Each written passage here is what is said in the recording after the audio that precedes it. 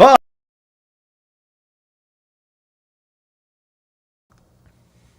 What's up, guys? It's your man, Donovan Sharp, and welcome to Pick Me with Pearl Davis. I, of course, am one half of this podcast. The other person is the lovely and talented Pearl Davis from across the pond. Pearl, how you doing today? I'm good. How are you? I'm doing pretty good. What's up, guys? It's your man, Donovan Sharp. Wait a minute. Hold welcome on. To Hang Pick on. Me. I like hearing myself talk, Davis, but not this much. Yeah. There we go. All right. Forgot to turn that off. So off the air, we were talking a little bit about, how long it takes to make it in this business. And I'm not going to get into the particulars, but the reason why, there are a couple of reasons why I have chosen you to sort of help is because I recognize, the talent was there. You have no problem talking to people you don't know. It's the same with Myron, same with Kevin.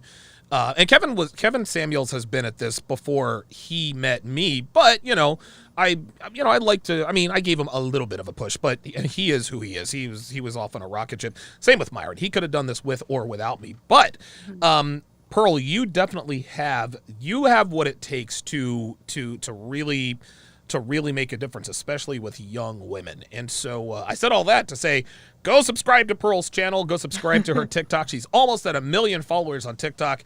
I've never been anywhere near 1 million anything. So definitely go and subscribe to her channels. What's the weather out? Well, I'm sorry. Go ahead. What were you gonna say? No, thank you. That's so nice of you. Well, like I said, I've never had a lot of people are like, oh, Pearl did this video about the TLA and taking you apart and this and that and the other. To me, it didn't matter. I mean, people are going to have their opinions, and in the end, Pearl, I think you're a good person. I don't think you're out to get anybody. I don't think you're a scammer or a grifter, as they like to say. You're a person who's not shy. You like talking to people. Why not? Well, it's funny because people say the same thing to me about the tainted video. And I'm like, that was awesome. I was like, I don't care. Like, I loved it. I'm like, we're not dating. Like, what does it matter if he thinks I'm tainted? Like, dude, I swear to God, it was so funny. If he's nice to me, why does it? And it's kind of like you're the same thing. Like, who cares what I think about like a situation that I was commenting on? Yeah, you know what I mean? My opinion doesn't matter. Well, it does, but people are always looking for a reason to drive a rift between people who work together, just for no other reason, but they just like to see all the red meat. So yeah. But yeah, Pearl is you're as authentic as they come. I like that you make me think. You really do. You make me think, and I loved watching your reaction to the tainted video because you were like, did he take a survey or something? I was like, oh my God, I got to get this chick on. I got to get this chick on. And then I called my brother. That was underrated. I should have gotten way more views on that. That was hilarious. That was funny. that was funny as hell. But by the way, has your stance changed on the tainted thing? Like, have you added any dimension to that opinion, or are you still of the mind that, hey, it doesn't matter? Well, you were actually, I looked this up the other day. You were wrong about Tiger Woods' wife too. Oh, was I? What about her? What happened? She just had a baby with the white dude. Okay. You talking about Elin Nordegren? Yeah, that was like the example you used in that video. Well, okay. Sorry. Okay. My opinion is that if you're in shape, you're feminine, and you're friendly, I think men have a hard time finding that. And I think that puts you in a good position where even like white, like, I don't know. I think if I wanted to marry and date a white guy, it wouldn't be that hard. I'll you know what? You're right. I will say this. If Tiger, let's say, and Tiger Woods, let's just keep it a stack. Tiger Woods is not the typical nigga. He's a golfer, right? Yeah. He's not like no one thinks, oh my God, I'm following Tiger Woods. But let's just say, for example, Elin Nordegren used to be married to, I don't know, Kobe Bryant. She would not be able to get with a white guy. Just like Vanessa Bryant, really? Kobe. Oh yes, Kobe's widow. Do you see what the difference is? No, because to me they're both like successful and like it's the physical stature thing. Tiger Woods is what? Yeah, Tiger Woods is 5. I don't know how tall he is. Kobe Bryant is 6'6", 6'7". He's an NBA player. He's an alpha nigga. You know what I'm saying? Like, even though Tiger was in good shape, he ain't physically Kobe. Just like, let's just say that Tiger Woods were Ray Lewis instead. Would Elin be able to get with a white dude after that? No way. It is about the physical stature. And so, no, it's not surprising that Elin Nordegren found a white guy. But I'll tell you who won't find a white guy. Amber Rose won't find a white guy, and neither will Lindsey Vonn. What say you? Oh, well, that's I don't know who Lindsey Vonn is. Amber Rose is kind of like, I would be surprised if she could find a good guy altogether. Right, and why is that? The way she carries herself. Okay, absent the way she carries herself, which obviously is a big reason, but her dating history, right? Right? Well, she's dated everybody. Well, she's dated all the niggas. Elin Nordegren. Yes, literally. Like literally everybody. Yes. She is. She's a hoe for show. She's been ran through, skeeted in. But if Elin Nordegren, let's say she had been married to Tiger Woods and then she had the dating history of Amber Rose, there is absolutely positively no way Elin would have found a white guy to be with. That's facts. Oh my gosh. I was very young when the Tiger Woods thing came out. And I just saw a TikTok compilation of that whole story. I cannot believe that woman that woman beat him up and he ran into the tree and stuff. Yeah, man, she found out. I did not know. She found out. So Rachel Yucatel called Tiger's phone or something, and Elin picked up Tiger's phone. She's like, I knew it was you. And so I guess she confronted Tiger. I guess he was in his car. She went out there with the golf club, and he tried to get away and ran into the. This is what happens. This is what happens when you're messy. Well, did you know about the Facebook group of all the women that hooked up with him, that made a Facebook group to find each other? There was hundreds. There are probably Facebook groups for every professional athlete. Maybe, but my question is, do you think he was cheating or no? Ooh, Tiger? Because you think he was. But you said it's not cheating; it's men having sex. So did you think in that situation he was cheating?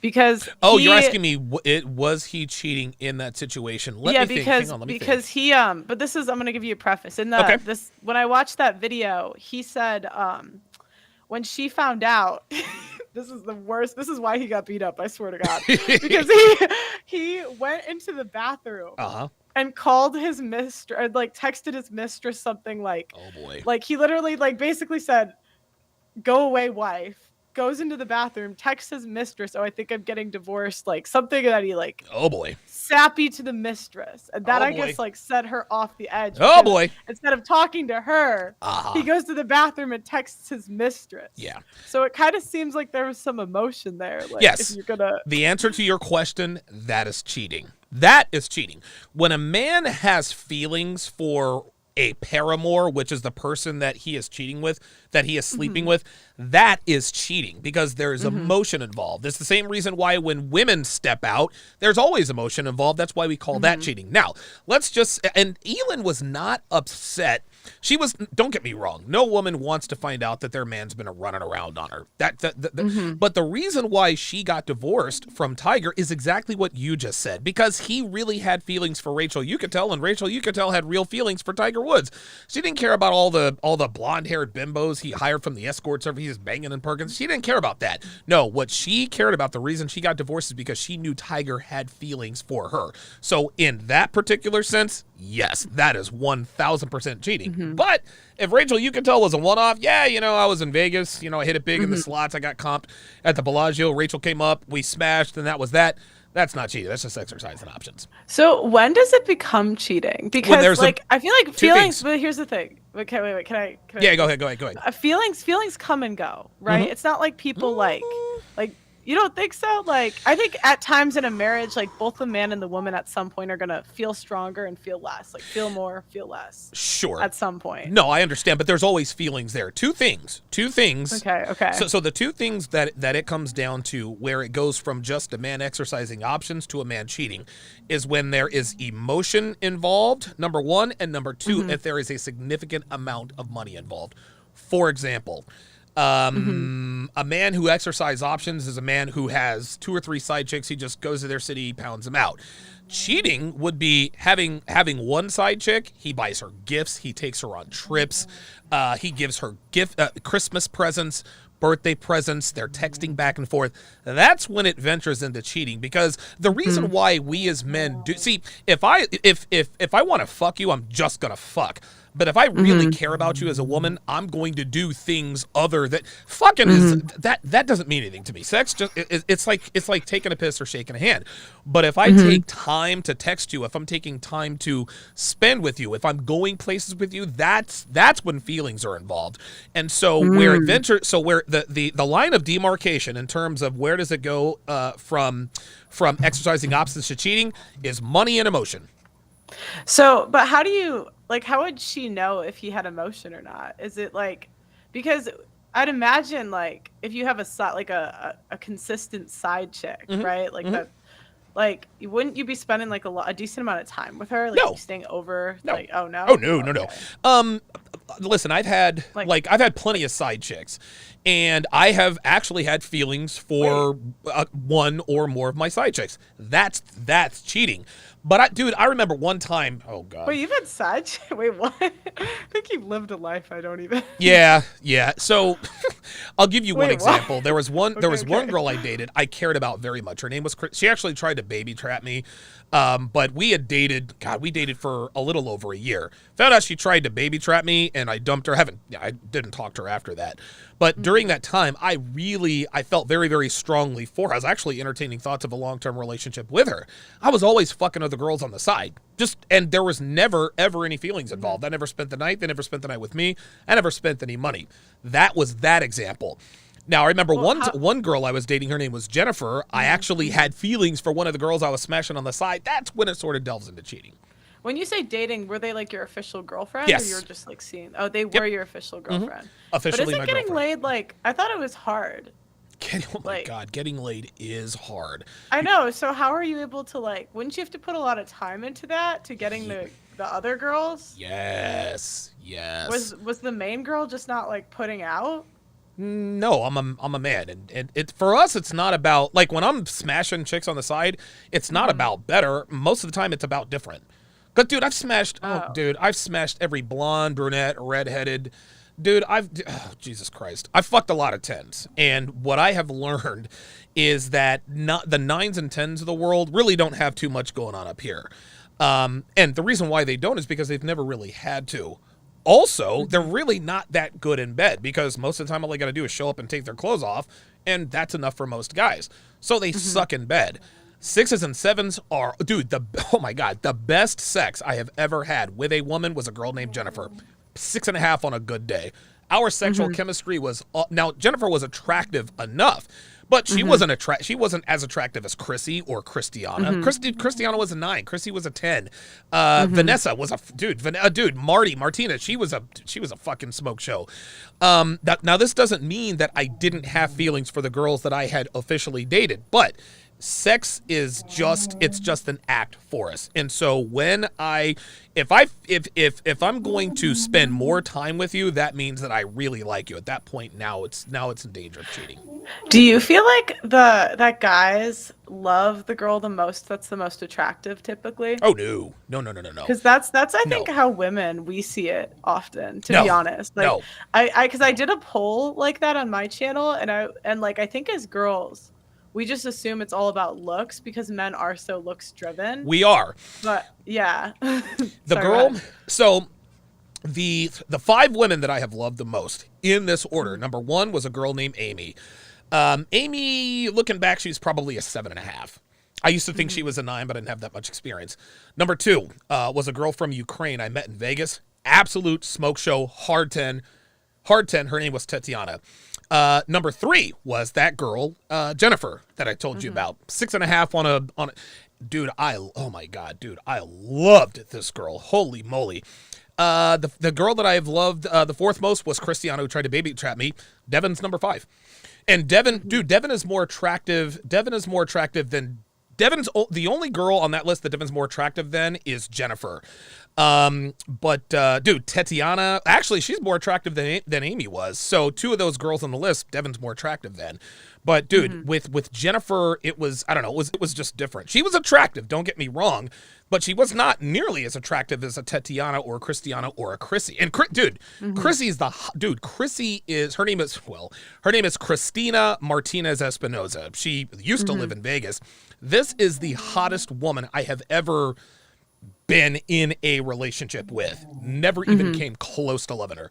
Dude, this girl was perfect ass, long hair, dude, perfect C cut. I mean, dude, she was perfect. She was physically perfect. And she didn't even make the list? Nope. Of 5? Oh, wow. No. I never ever even dude, I'll send you text message. I'll show you text messages from Chrissy. Never came close to loving her. But all the girls on that list, yeah, attraction is the number one prerequisite, but after that, you got to have something else. That's actually what I noticed, to be like, that's the main thing I've taken away from the manosphere, is just like, it's not as much, it's almost like more about looks for girls than guys. What do you mean? Like, I don't know. This is just off of like feeling, again, no data, no nothing. Sure, I understand. So I'm going to give that like a preface. But it seems like men have like a minimum attraction you have to be over. So let's say it's a 6 or higher, 5 or higher, 7 or higher, based on who they are. Right? So you're saying that men have an attraction floor? Yeah. Okay. Yeah. Okay. Like you have to be above that to be considered like dating, right? Okay. Above like whatever yours is. Well, the top 25% of men have an attraction floor in terms of commitment. The bottom 75% don't have an attraction floor. If she's there, if she's female, if she's willing, they'll smash. Yeah. We just have to make sure we put it in that context. Yeah. Fair enough. I meant like men that like have options, I should say. Okay, I should gotcha. preface that. Okay. Yeah. Men with options, we definitely have an attraction floor. But it seems like then it's kind of like you just have to be above that like floor for a relationship. And then it kind of like varies based on maybe like things you have in common, or like looks, or like, I don't know, different stuff. But it seems like women have like a much higher, I would say, like floor than men. Yes. Yeah. Women have God. Women with options, women without options, their attraction floor is much higher. As a matter of fact, if a woman who has typically less options than a man, even still, her attraction floor is miles ahead of the attraction floor for a man with options. That's just that. I mean, that's just the bottom line. But you know, this is the sexual marketplace. I mean, most women would not sleep with most men. Well, most men would sleep with most women. This is just how it goes. Yeah. No, that makes sense. But shout out to definitely a Rachel misconception. We all think it's about looks, to be honest. Like, well, looks. Yeah, listen. You're not wrong, but looks get you in the door. If you don't, Geeky Anomaly says if you don't pass the boner test, we're not interested, dude. And it's not really. And I'll give you a quick example here. Devin, we have almost nothing in common. Nothing in common. I'm a male, she's a female. I'm black, she's white. I'm outgoing, she's an introvert. I'm super disciplined, she is not disciplined. God almighty. Like, dude, we could not be, our personalities are like night and day. We don't like the same things. We don't even dislike the same things, but we still get along. That's just, you know, you don't have to have a bunch of things in common to be compatible with someone. You just have to be able to get along with them. And Devin and I, we get really, I will tell you this, Devin is the woman that I get along with the best. Of any woman that I've ever dated, I get along with her the best. Well, it's interesting because I would say that like common interests on like common values and fundamentals are important. Like, that's what my mom has always told me to look for, like same religion, same politics, same like values. Well, we have the same values and fundamentals. Devin and I are simpatico. Interests, not so much, and that's okay. Oh, okay. Yeah. Maybe I probably misused the words. I was talking more about values. Than, like, no, interests, values. Her and I are. Yeah. 100%. Yeah. It's a very interesting. It's a very, very interesting conversation with men. It's not. It's all about looks at first. Gotta pass the boner test. Okay, now what else can you offer me besides your good looks? And that's when really that's really when the coaching begins. So shout out to Steven Ortiz with the $20 super chat. Says look at James Bronson or Bond and his wife. Yeah, exactly. Appreciate the super chat. Charles Reinhardt, welcome to chat privileges. James Bronson? I think he meant James Bond. I think he's talking about Daniel Craig. I think that might who he's talking about. Yeah. Tallulah is in the house. Shout out to Tallulah Johnson of The Feminine Truth. She says women only want men who just get it. Yeah, that's just women only want men who are masculine. Yeah. Women don't want to know they're playing the game. They just want to play the game. It is what it is. James Bond's wife. You don't think she's hot? Oh Daniel Craig. I don't know what his wife looks like actually. You know what? Hang on. Let's go to. I just googled her. I'm like, she's pretty attractive. All right, hold on. I'm getting ready to let's do some research here. Let me go to the window. Instagram. Okay, there we go. All right, very good. So there's the Nicki Minaj thing. Let me hang on a second. So what I'll do is I'll pull up Daniel Craig's wife, and we'll see what she looks like here. Give me a second. Okay, so let's go Daniel Craig wife. Daniel Craig wife. All right, let's see what she looks like. Oh, he's married to Rachel Weisz? Wow. You know Rachel Weisz is? Yeah, she's the chick from The Mummy. Yeah, she's the chick from The Mummy. Yeah, Rachel Weisz. Yeah.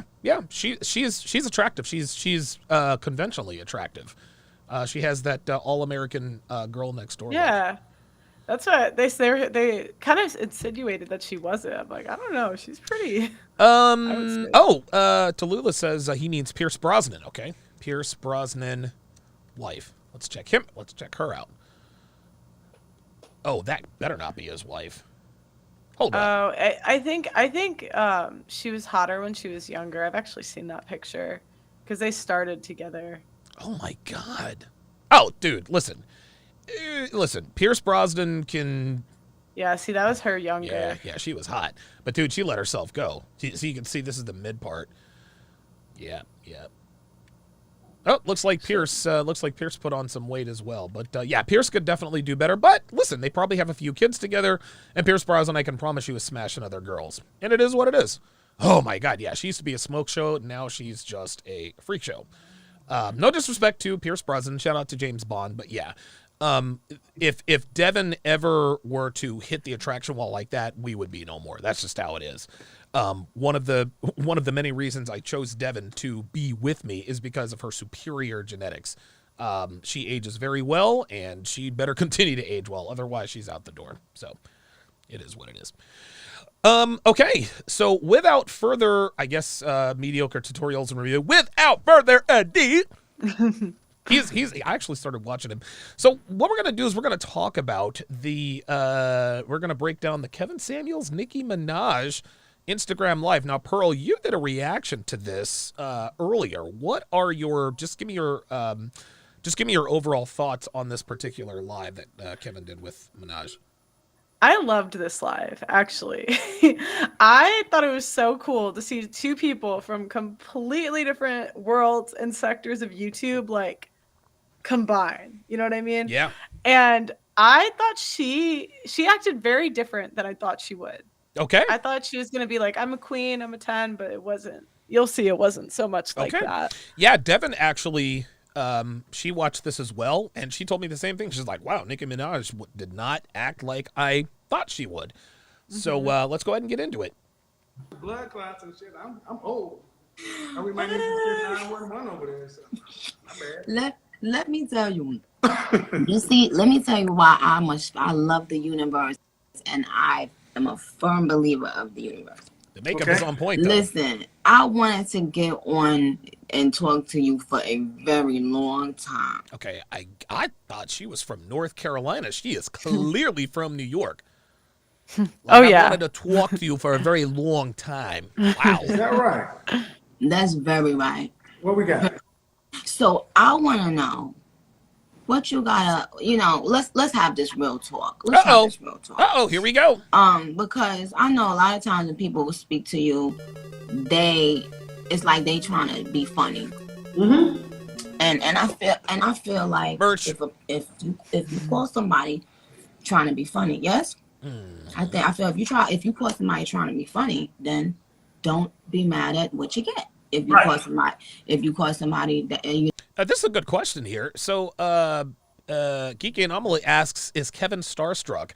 Now, you've seen this already. Does it appear that Kevin is starstruck? Because Kevin's the it guy. Like, Kevin, at this point, he's damn near an A-list celebrity. No, I don't think he's starstruck. I think he's just listening. Yeah, I think that's what and he's a very, very good listener. Okay. And you're really trying to, sincerely ask questions or get information or chat, then that's different. So, I want to talk to you. Okay. Talk. What are we talking about? Well, what do you rate me? Oh, shit.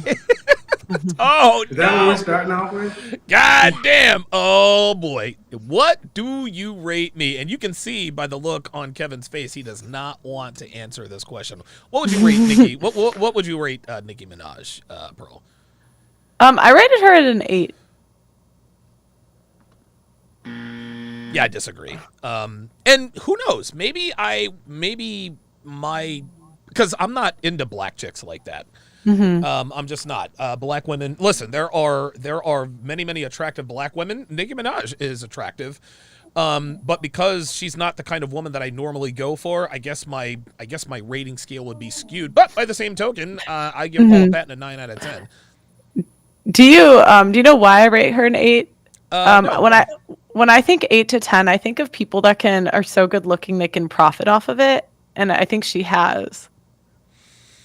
Okay. And I think like 5, 6 is like you're cute, but I would say like she's actually like in the like model category for her face, but she's a little older, so that'd probably take her down like a notch. Yeah, maybe. Yeah. I don't know. I guess I give her a 7. I suppose. I don't know.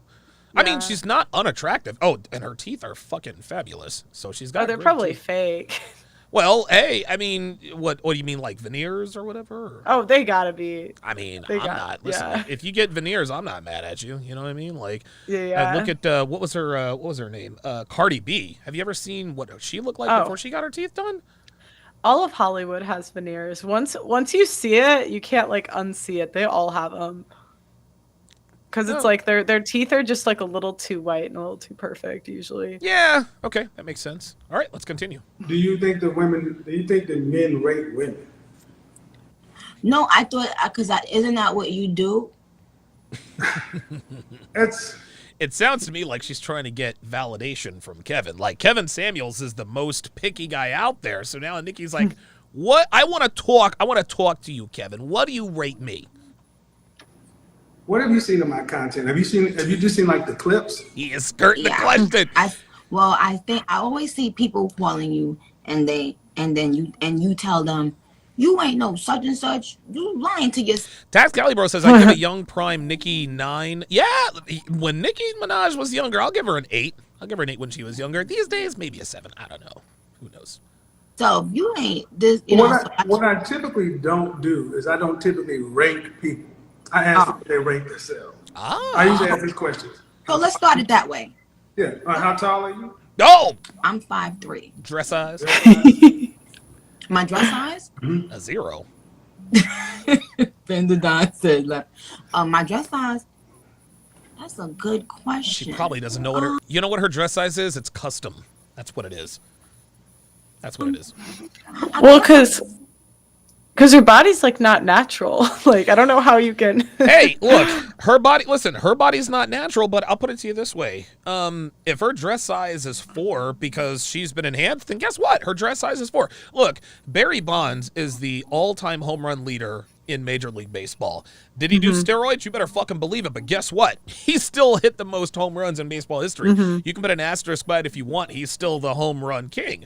If you ask someone what their breast sizes, Devin's boobs, like she used to have like 36 double D tits. Now she has like 38 Fs.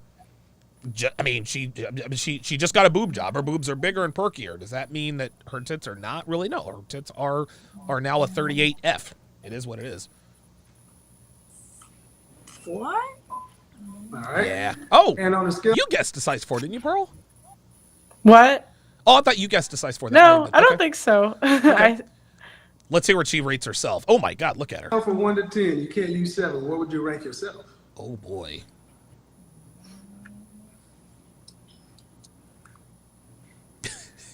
Fresh face out of the shower. Just eat. Yeah. That's how I always ask the question. This is funny as shit. Nikki's twisted. 7. He said you can't use 7. That's why 7 is the most common answer. Really? It's the default answer for most people because they don't want to go too high, they don't want to go too low. There you go. Well, no, it ain't a default answer for me. Well, I would see. Nikki's killing me. Listen, I think she's being authentic. What do you think? I don't think she's faking the funk at all. No, I think she's just a funny person. Like, she's always been goofy. It's funny. I did not know she was this goofy. I really didn't. But I think it's very endearing. Rebel 5150 says it's a damn shame Barry Bonds won't get into the Hall of Fame. Yes, he will. He'll get in because of the Veterans Committee. I will give you a 9. I will give you a 9 because. Oh boy. Kevin, you're my dog.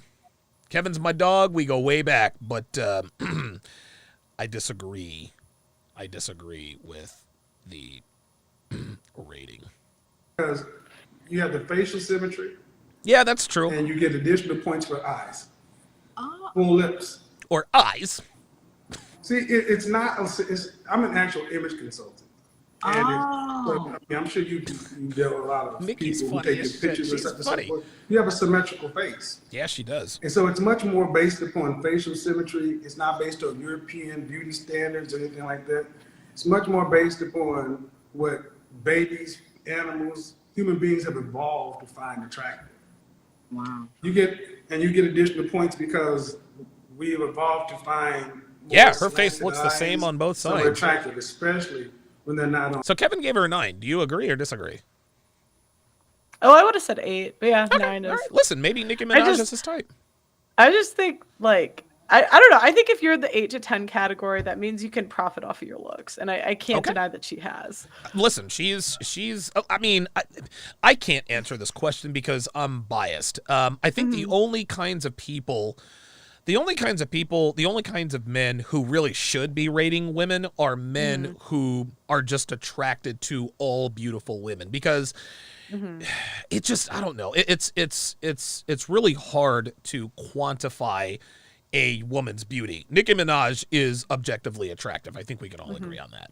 Well, what I've noticed with men is they're actually, like, maybe not men in the manosphere, but men in general rate women higher than I typically would. If I ask, like, a guy to rate a girl 1 to 10, I don't know if it's just because I'm a girl asking them. I don't absolutely know. Well, it's because you're a girl, period. You think that's why? Well, yeah. I mean, dude, girls are going to rate other girls lower because you're not as sexually attracted to other girls as we are. Oh, you're saying I rate them lower because of that. Yeah. Oh, yeah. okay. And there's nothing wrong with that. It is what it is. Yeah. On Asian. Wow.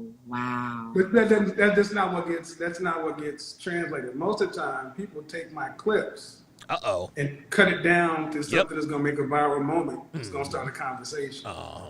Take the good with the bad. Have you seen anything else that I do?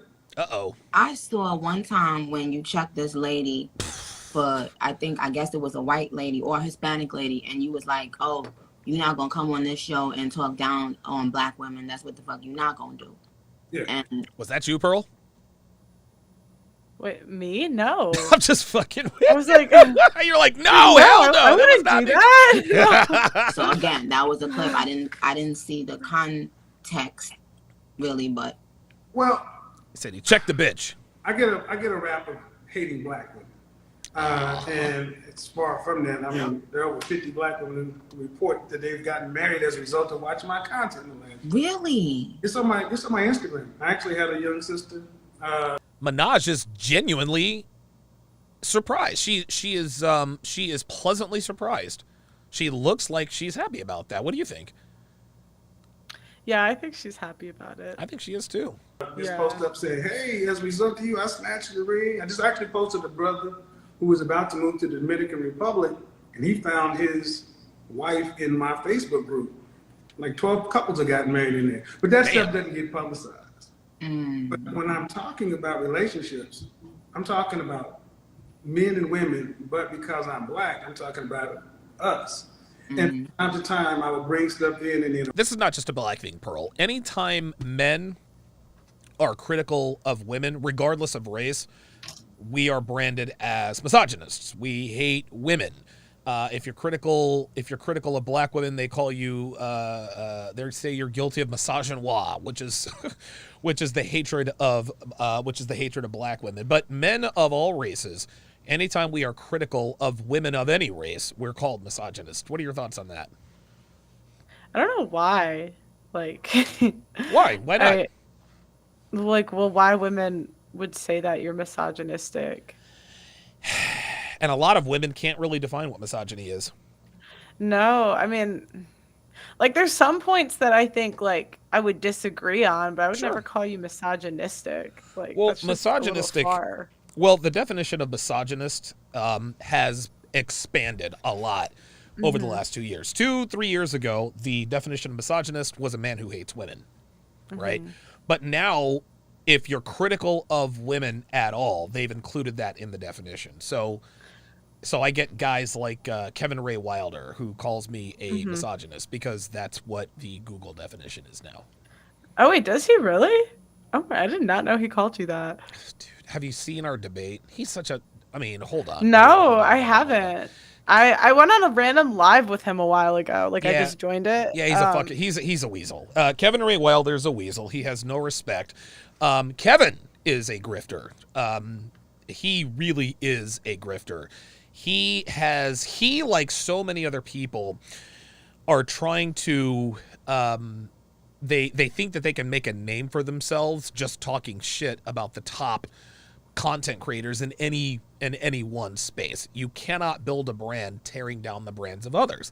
He talks all this shit about how Rollo Tomassi is wrong, and I'm like, you little fucking punk. Like, Rollo has forgotten about intersexual dynamics than you have ever known. He's this 28, 29-year-old snot-nosed kid. I think he lives out in Thailand. No receipts to speak of. And all this guy does is talk in circular theories. He tries to make himself sound smarter than everybody else with all these long, drawn-out explanations, all of these, 15-syllable words that he chokes on the regular. He just outthinks the room. He really, really does. I think what he's trying to do is he's trying to overcomplicate the red pill and calling it white pill. So he is not red pill, he's white pill. I actually had his... a white pill? Oh, God. Wow. I didn't even know. Well, his business partner, Coach White Pill, he came on and talked with me. And guess what? White pill is literally just red pill. So, again, Kevin Ray Wilder, he's never going to amount to anything in this space because all he does is talk shit about men who have accomplished more than he has. That's really what it comes down to. Red pill is very misunderstood when you first watch it. Of course. And that's what I think. I don't know. I think a lot of people that hate red pill just haven't watched enough of it where they have to understand what you guys are talking about. Because a lot of the terms, like, that especially Rollo Tomassi in general uses, like, you really don't understand until you've watched like a lot of his content, like what exactly he's talking about. I think most people are probably a little more red pill aware than they realize or are willing to admit. Every woman is red pill aware. Every woman. Maybe they haven't. Oh, no. You guys are absolutely red pill aware. Maybe it's never been verbally explained to them, but women inherently understand the elements within the sexual marketplace that are at play right now. That's why there's such a visceral reaction, because women are like, wait a minute, guys aren't supposed to know this. And so they say, well, and this is all subconscious. This is just a part of their firmware. But women want to protect women at all costs. And if men understand what makes you guys tick, then women who perceive this, well, wait a minute, these guys shouldn't know this stuff. Now they have an advantage. And so that's why they try to shout us down and this and that and the other. And then you got guys like Kevin Ray Wilder, who's basically a male feminist. He is co-opting with women to talk shit about us. And so that's really where that comes from. So can I have an example of a piece of like information that women like know but don't know? You said it's subconscious. Yeah, of course. Yeah. It's not even subconscious. It's women learn intrasexual dynamics from a very young age just because you guys mature a lot faster. You guys are sexually mature a lot faster. That's just how it is. So go ahead. No, I'm asking, like, could I have a piece of information, like, as an example? Yeah. Yeah. Let me think. What do women inherently know that they won't admit that they... Oh, here's what women know that they inherently know but don't want to admit they know. Guys they have in the friend zone are simply guys they keep around they know they don't want to fuck. Girls are always like, well, girls will do what they want to do. A girl, when she looks at a guy, most of the time she knows, okay, I want to fuck this guy. Conversely, they know I'm never going to fuck this guy, so they put that guy in the friend zone. Well, when her friends, relatives say to me, hey, you know Mark like has a crush on you, women like to pretend that they don't know that their guy friends, that their orbiters would fuck them if given half the chance. And the reason they pretend not to know this is because if they acknowledge this, then they have to admit to themselves and other people that they're keeping them around for nefarious reasons. And women know that sexual attraction is not reciprocated.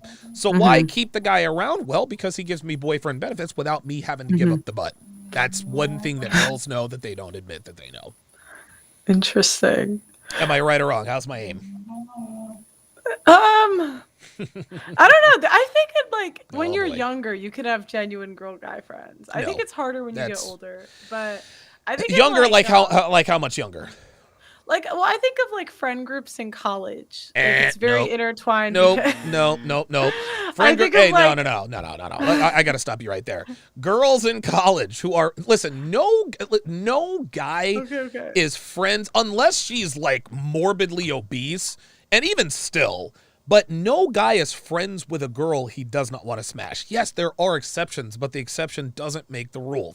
The reason why men are friends with women is because they want to fuck. And the girls they are friends with know they want to fuck them.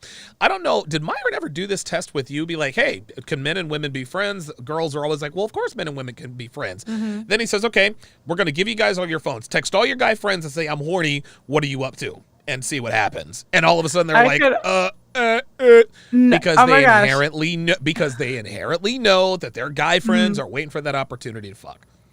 I have guy friends I could text and they would tell me no. Oh, dude, really? I do. Oh, stop it. Guarantee you. What, are they gay? No, they're just not interested in me like that.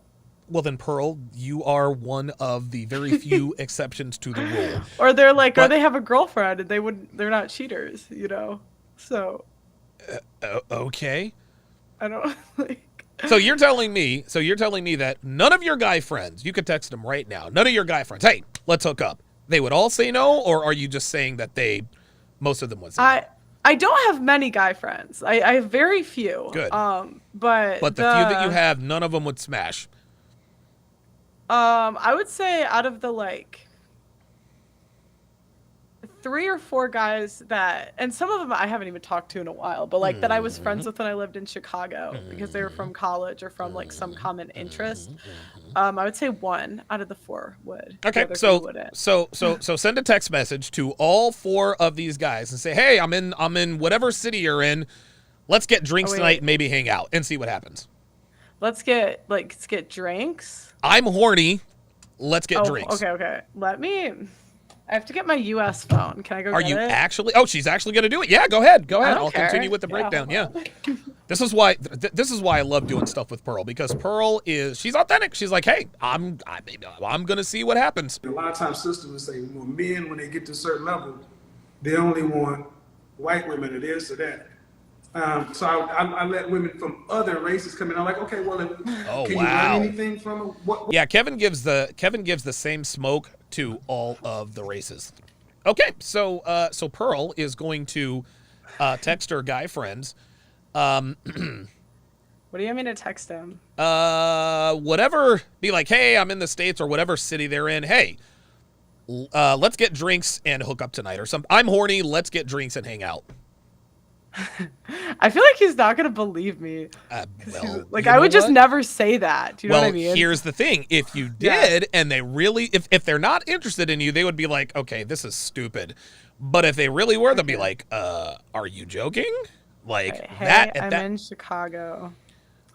Who else would I? Hey, I'm in Chicago. I'm horny. Let's get drinks later. I'm not gonna do one because you know that he would take you up on it. I think I know the answer, and I admitted there that. You go. I admitted that. Alrighty. But I'm saying like the majority, I think, would say no. Okay. Out of my guy friends. Well, we are about to find out. In the meantime, let's continue with the breakdown. We do it live here at TSR Towers. What would you teach them? And the one woman came in and she thought she was going to do what I did to black women. I'm like, hold on. Oh, wait. Now, we can talk this way. Karen, you sit your ass down over there. Because I don't play that.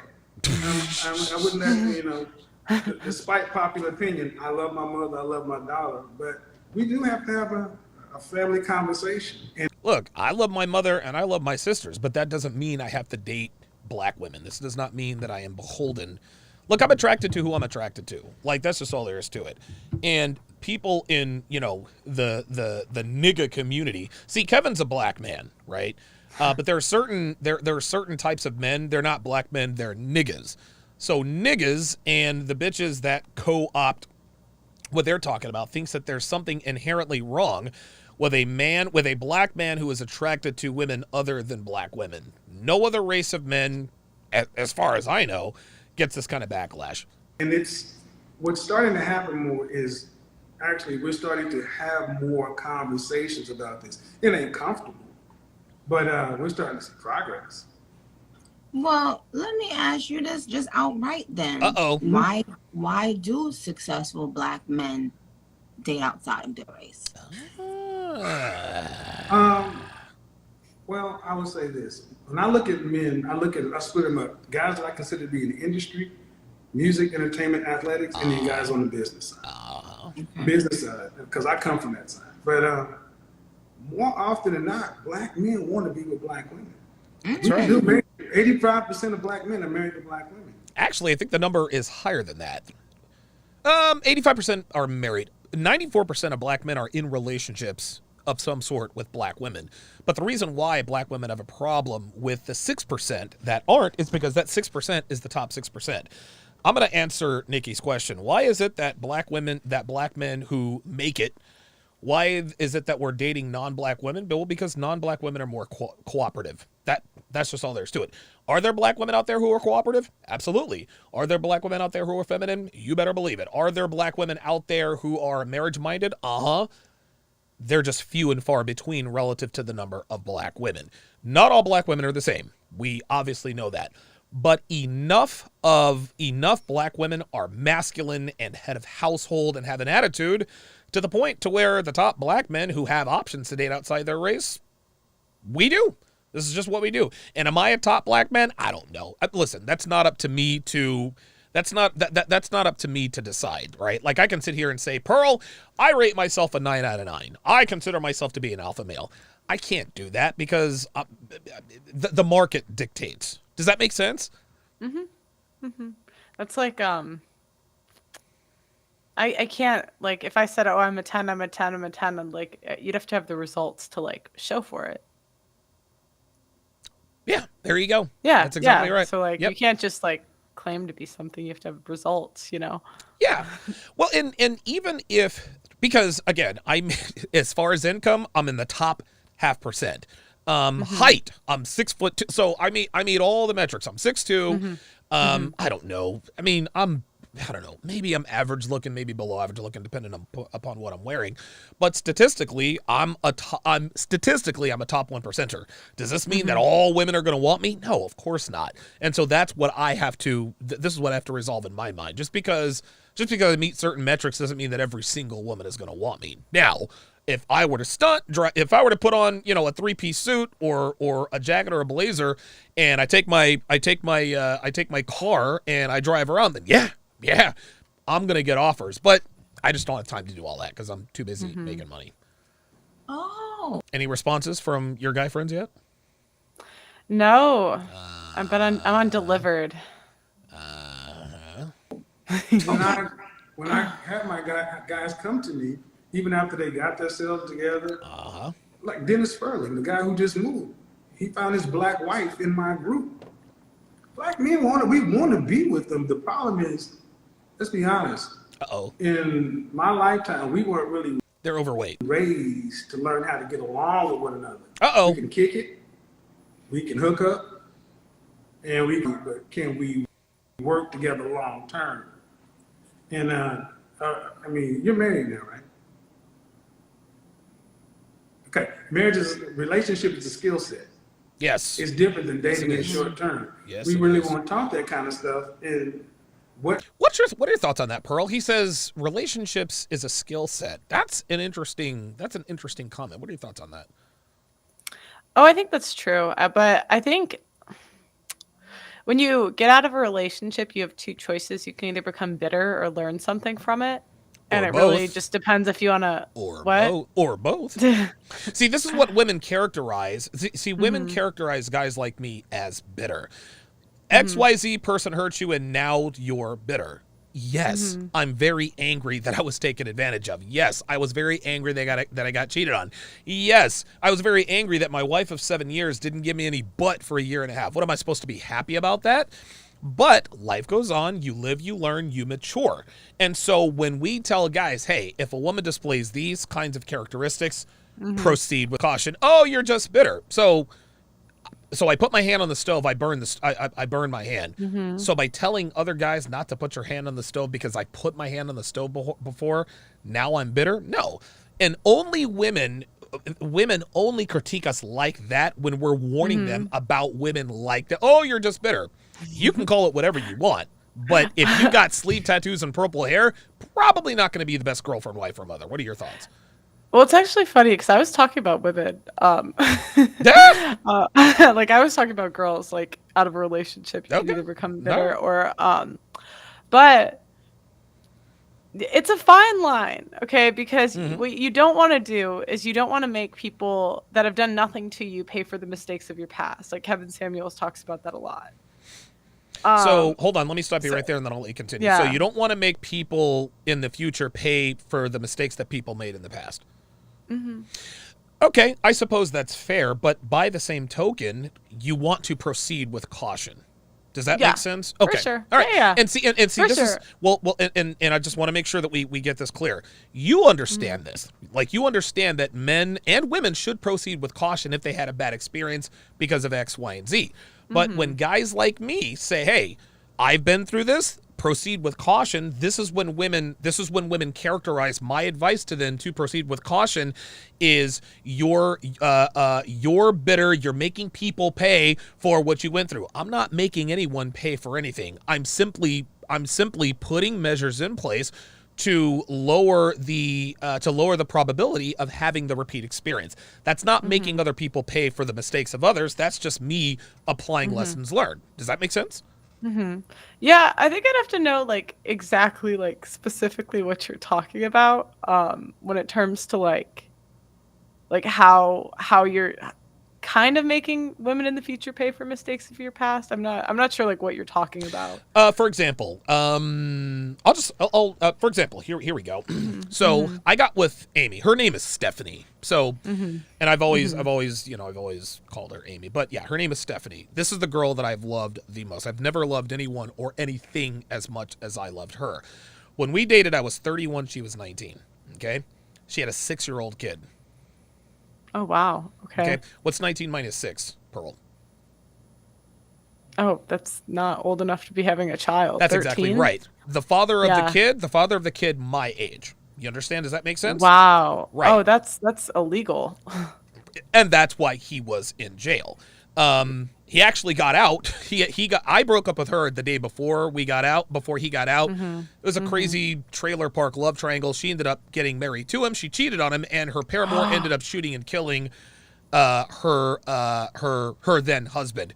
So the father of her second daughter killed the father of her first daughter, right? So if I meet a 19-year-old, and here's the thing, the reason why she was always drawn to older men, why? Her father was in and out of prison, okay? So because her father was in and out of prison, and her father probably had his life ended when Stephanie was 8 years old, and so now there's no father figure, he was probably ended, right? So in the future, if I meet a young girl who has a 6-year-old daughter who has daddy issues, mom and dad in and out of prison, if I meet another woman like that, oh, what's your name? Oh, my name's Amy. Oh, cool. How old are you? I'm 21. By the way, hold on. By the way, I've got an 8-year-old. Oh, what was your relationship with your father like? Well, guess what? I'm not going to commit to that girl. That's not making her. Now, is it conceivable that she does not treat me the same way Stephanie did? Absolutely. But I would be stupid to commit to the same type of woman that I had that experience with all those years ago. So is that making future Stephanie pay for what past Stephanie did? No. That's just me saying, wait a minute, I've seen these signs before and I learned my lesson. I'm going to pull back. That's not making women of the future pay for mistakes of the past. That's me covering my ass. Does that make sense? No, yeah, I mean, my mom always told me, actually didn't listen to this, but hey, my mom always told me to, like, if someone has like a shaky like background where they didn't see people like fight fair and like fight healthily, like to be cautious in dating them because they don't have an example of what like marriage looks like. Right. So if they have had like a past like that, to make sure they've gone to like therapy or have some sort of like group surround, like, does that make sense? Like some sort of you have to. That's relationships a skill, Pearl. That's exactly what Kevin just said. When girls say, don't make women pay for what happened to you in the past. Dude, 12 times out of 10, they have a characteristic that guy is talking about, okay? If she had a child underage, stay the fuck away from her. No, don't make women from the past. Sweetheart, I'm sure you're a very lovely person. You're going to have to be for someone else because based on my experience, it didn't work out too well. Well, and it's almost sad because it's almost like that old guy kind of like ruined her a little bit. That's so sad. That's I cannot imagine like getting pregnant as a 13-year-old. Like, that's a really sad story. It is, but in the end, that's not my problem, right? Like, no, it's not. And like Geek Anomaly said it best, said, do not commit to a woman who was Disuba spelled backwards. It's not their fault, but they cannot be fixed. Listen, I can't even imagine what life must have been like for Stephanie to not have a father figure and to gravitate as a 13-year-old girl to a 29-year-old man to the point to where you guys created a life together. I can't imagine the circumstances under which that happened. By the same token, there are many Stephanies out there. Guess what? Maybe there are a couple out there that are the exceptions to the rule. But just because I'm warning guys not to commit to girls like that, that's not me. That's not me making the girls of the future pay for anything. That's just me covering my ass. Oh no. I mean, like, that's just a level of like trauma that I think would be very hard to like be able to have like a normal relationship after. Yep. I like that makes sense. Let's take it to a superficial level. Let's say, I'll use my ex-wife as an example, Darcy. So Darcy I met her when I was 24 years old. She was 25. She lived with her parents, which was, in hindsight, that wasn't a bad thing. Darcy lived with her parents. She used to be a meth addict, but she was completely clean and all that other kind of stuff. She had and she grew up in a great household, this and that, a 2-parent home. But her father was a crackhead for a little while. He had this wonderful job. He was a crackhead. They actually sent him to rehab and all that other kind of stuff. She married her ex-husband twice before she married me. And so if I meet a future Darcy, and that's not as bad as Stephanie's situation, but again, if I meet a woman that comes from those similar circumstances, I'm going to stay away. And so when I warn guys, I say, listen, man, these girls out here, if they have a bunch of male friends, if they have this habit, if they have that habit, it would behoove you to proceed with caution. That's all I'm really saying. No, and I understand that, but I think that's why a lot of times, like, I always say, like, you have to understand, like, who they're talking about when red pill guys are, like, giving advice and talking about, like, girls, because you start to think about, like, even me, like, you'd be like, oh, if she's a guy friend, like, she's sleeping with them. That's what they'll always say. Like, I've never slept with any of my guy friends. I don't ever plan on it. And it's kind of like, sometimes you hear stuff like that, and it's kind of like you're making assumptions about people you don't even know. But the problem is, like, I have to understand, like, on YouTube, you're talking to a specific audience and you're talking about like a specific type of person. Well, what Does that make you sense? no, I understand what you're saying, but what you just said, now that example, that example is probably not a good example, because if a woman is true friends with a guy, she probably doesn't want to fuck him, right? This is why girls friend zone guys, but everybody's different. Men and women aren't the same. No two men and women are the same. But right. But what we teach, what we preach in this community, and this isn't something that we often just actually say. When we say things like all women are like that, we're not saying that all women have the same preferences. We're not saying that all women act the same way. Right. No, when we say all men are like that, we are the same fundamentally. That's what this means. Yes. You know what I mean? And so what women like to do is they like to blur the lines between the fundamental preferences and the superficial preferences. Well, maybe he just likes full-figured women. Maybe he likes women that are heavier. No, he doesn't. Fundamentally, men, if I were raised in a world with nothing but fat women, and then I see one woman who's in shape, I'm going to be sexually attracted to her just because that's what the male it is. And so what I think a lot of women who come to this side of YouTube, what they need to understand is we're not saying that all women are the same. You guys are unique. It is what it is. Fundamentally, men and women are all the same. This is why we procreate. Right. And even like, I think hypergamy is kind of a hard one for girls to get across, because it makes us, when you first hear it, it just sounds like we're gold diggers. And like, especially me, like from where I come from, I'm like, I don't need your money, like respectfully. And, but what I understand is like, I think everyone, especially women, like we want to get the best possible mate that we can. And there's nothing wrong with that. And women have like, different things that they value. Like I have a friend that like her top of her list is like relationship with God. Like what's his relationship with God like? That's what she wants. And that's what she married, to be honest. She got married like a couple years ago. But was the guy a pastor? No. But he was very like, they both waited till they were married, and like he was, good. Okay. So they both like daily church goers, like good. Okay, perfect. Yeah, not a pastor, but yeah. And yeah, and like, but like her hypergamy, and Rolos talked about this on his podcast, but her hypergamy is like the relationship with God. That's like what she valued. So it like kind of differs. I mean, you know, I think every girl's attracted to work ethic. Like we don't like bums, but no, hypergamy is the same. Hypergamy is the same. You think so? Of course it is. Listen, man, listen, girls, hypergamy states, and this is real simple. Girls want to consolidate on the highest value men available to them. That does not always happen, clearly, because listen, women, they ride the carousel, they get married at 35, they marry the first guy who actually shows interest, then they end up fucking the betas. But women are not, the thing is this, Pearl, hypergamy is necessary for evolutionary biology. There can't be any such thing. Because we're trying to get the best DNA to pass on. Right? This is fundamental. This is why unconditional love would mean the end of the human race as we know it. Because if love really were unconditional, then the best genes would be bred out of existence within a couple of generations. I think that there are sectors of the manosphere where guys complain about a woman's hypergamy. Oh, women are just hypergamous. Yes, they are. There's nothing wrong with that. Men who complain about a woman's hypergamy know that they don't have the requisite drive to put themselves in position to be chosen by a woman. Women who complain about men's standards are women who know they don't or won't have what it takes to get to the point to where they're chosen by a high value man. So if as a man or a woman, if you have a problem with the true nature of men or women, that's a you problem. And so I think a lot of, and this is through no fault of our own, we have a lot of men in our ranks, Pearl, who give this community a bad name.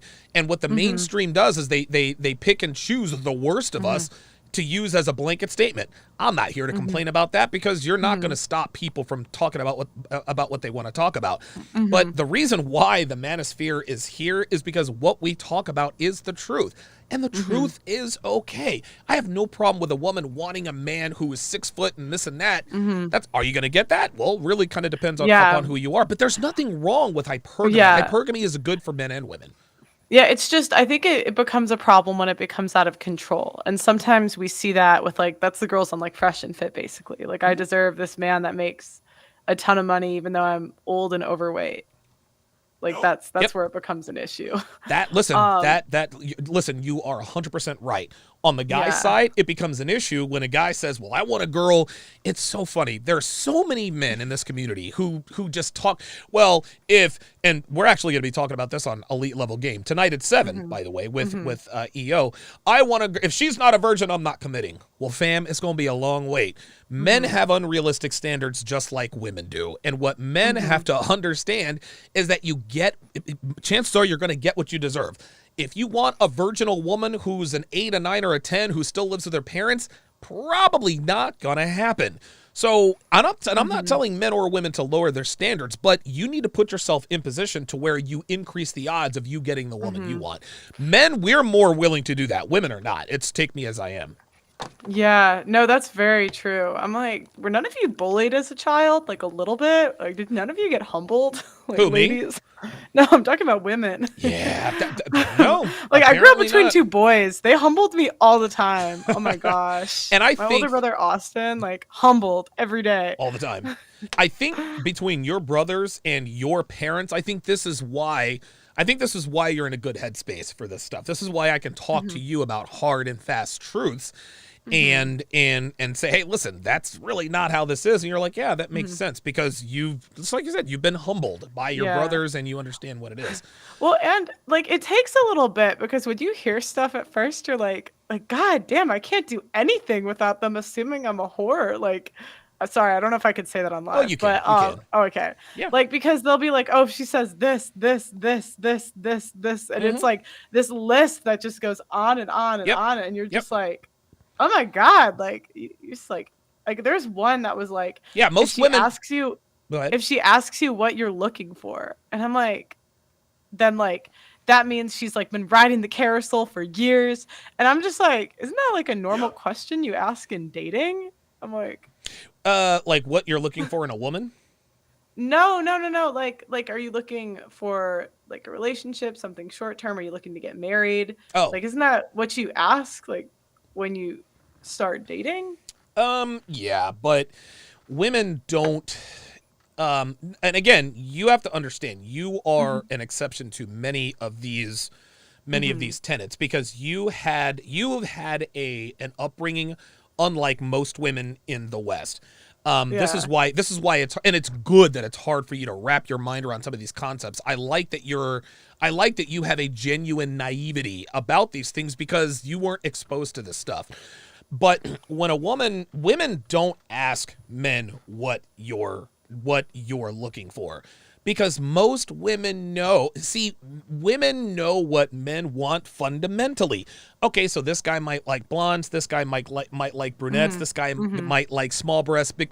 Okay, fine. Guys have their physical preferences. But every single woman all over the globe, they know fundamentally a man wants a woman who is physically attractive, who is agreeable, just basic conventional femininity. So when a woman asks a man, well, what are you looking for in a woman? What the hell do you think I'm looking for in a woman? The same thing every man is looking for in a woman. Oh, attractiveness. I wasn't talking about what you're looking for in a woman. I just meant like if you like say I go on a date with like say I went on a date with a guy. And I said on the date, oh, like, are you looking for a relationship? Are you looking to get married? Are you looking for something short term? Like, so there was a video that said if a girl says that, like, that's a bad sign. Yes, like, it is a bad sign. It is I'm like, but that's, but like, I feel like as a girl, like, don't you want to date someone marriage minded so that like wants to get married? So that's a good question to ask early on. Listen, Pearl, and you're right. That's but that's what Pearl Davis would ask.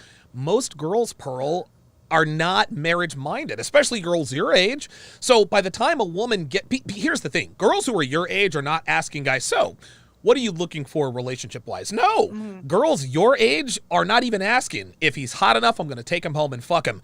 The reason why we say correctly when a woman asks you what you're looking for in terms of, okay, are you want a relationship, is because she's now looking for a relationship and they want to make sure they're not adding more miles to their vajayjay from another guy just telling them sweet nothings and telling her what she wants to hear. So when a woman actually gets to a point to where she's asking a guy what he's looking for in a relationship, you better believe she has ridden that carousel and has probably been kicked off. Huh. Yep, that's the way it is. That's the way it is. That's how like, this is. to me, that's like kind of wild, but it's wild, but it's true. It's wild, yeah. but it's true. Just like, I remember you said you had this friend of yours who were like, oh, I got all these rappers and all this sliding into my DMs, and I don't know why. And I said, well, wait a minute. She's probably presenting herself in such a way that encourages these men to do so. And he kind of thought for a second, it's like, yep, I can see now why it's sort of the same concept. Yeah. No, that makes sense. Yeah. That makes sense. Geeky Anomaly with the $10 super chat. This is a good comment. He says, hypergamy is like a liquid. It takes the shape of its container. An Amish girl is just as hypergamous as a Miami 304. She will seek out the best male she can get based on what is available to her. That's exactly right. So the Amish girl she wants to get with the highest value guy available to her. If the highest guy available to her is within that Amish village, guess what? They're not going after the bums. It really depends on what their environment is. Very good good comment there. Cody Marshall with the $5 super chat says, I agree with you, brother. Keep it up, y'all. Varachin says, don't forget Lisa Faye on the 6. I remember Lisa Faye, but I don't know what she has to do with the 6. Okay, all right. Let's continue with the Kevin Samuels breakdown. Successful people who are... So, Nikki just asked Kevin, hey, why is it that when black men make it, why do they date outside their race? And Kevin is answering now, yeah. Doing good in their professional life want to fail in their personal life. Ooh. And in the black community in particular, when we fail in our personal lives, we pay a huge penalty because so few of us get married. It's almost like we like to see people's marriages fall, but we need more of those things in order to build whatever we're going to be, because people may not like my method, but I want to see more black men who want black wives get with black women. And that's the outcome we're getting. It ain't good. Sometimes it ain't pretty. No. Can I say something real quick? Black women, can we stop talking about if these niggas want us or not?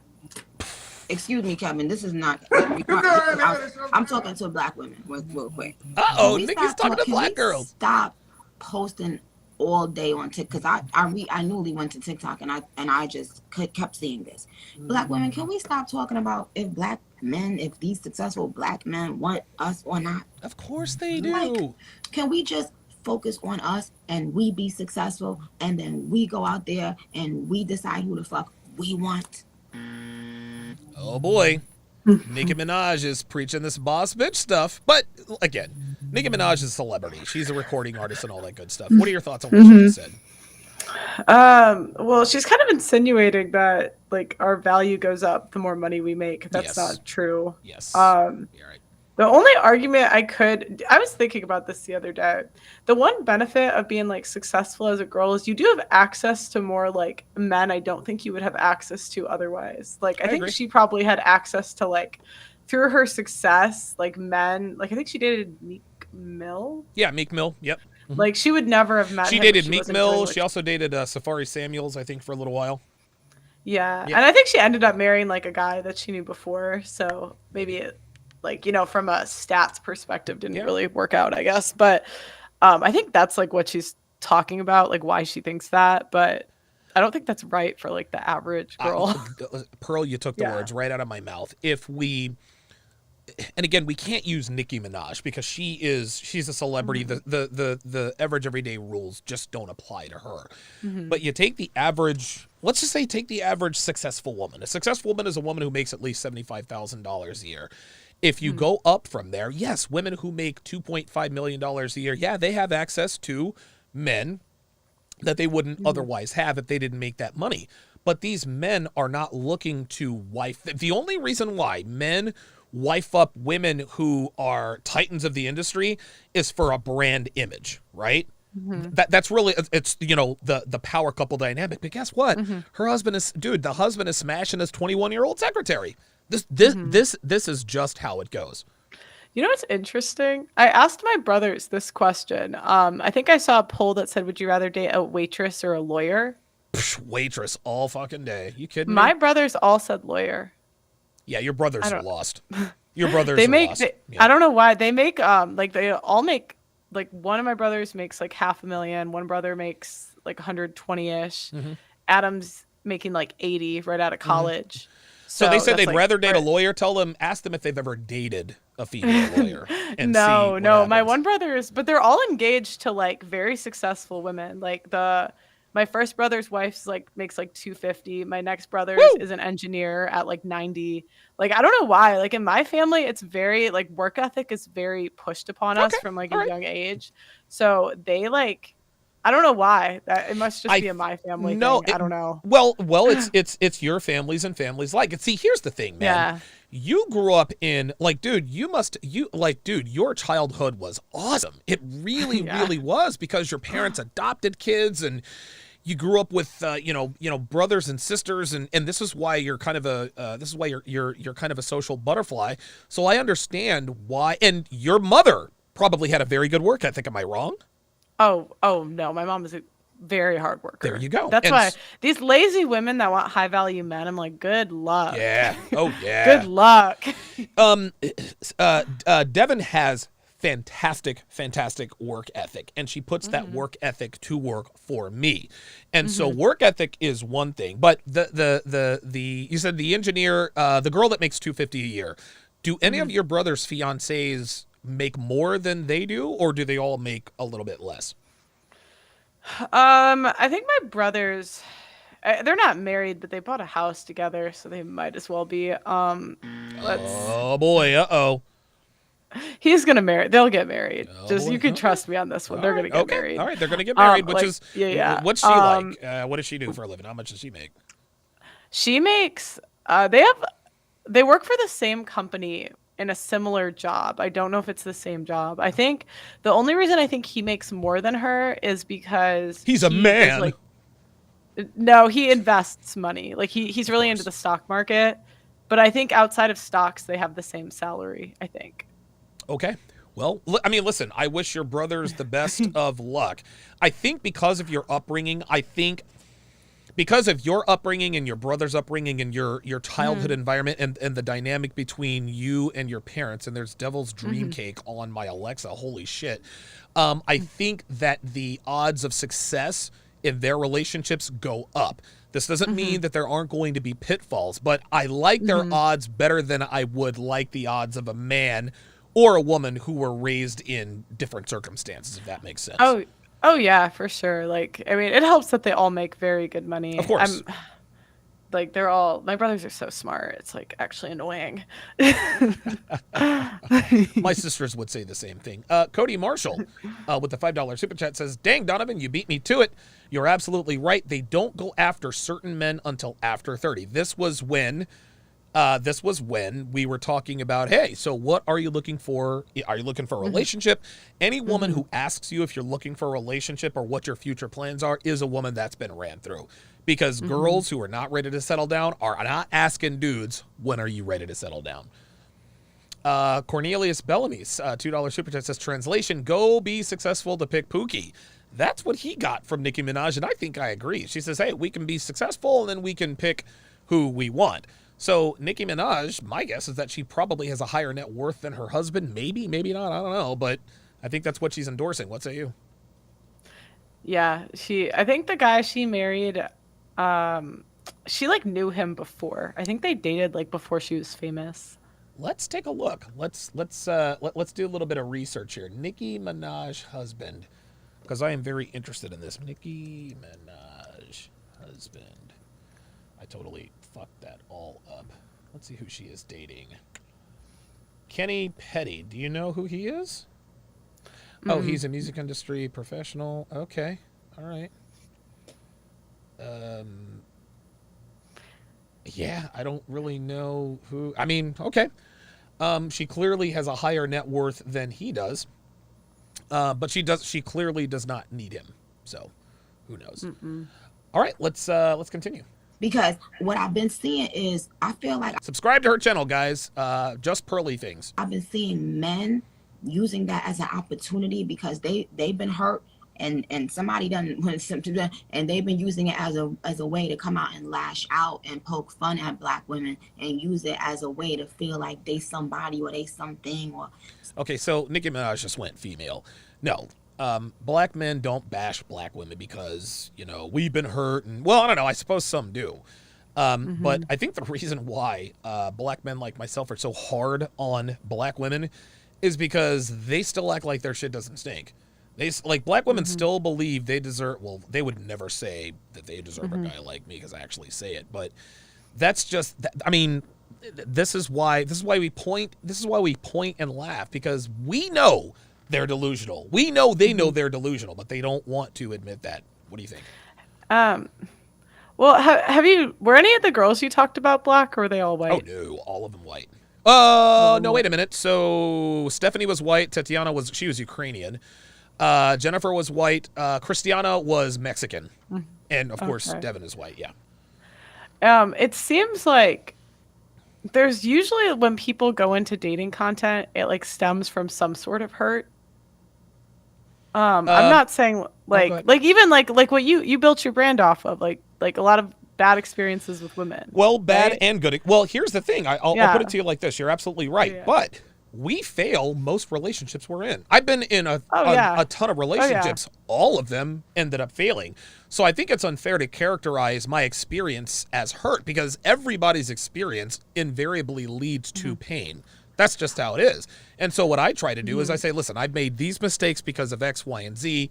Don't make the mistakes that I've made. Don't put your hand on the stove first. Okay, go ahead. Yeah. That's what I mean, though. I'm saying, like, I think people are passionate about helping people avoid the mistakes that they made. Sure. Right? Sure. Like, in general.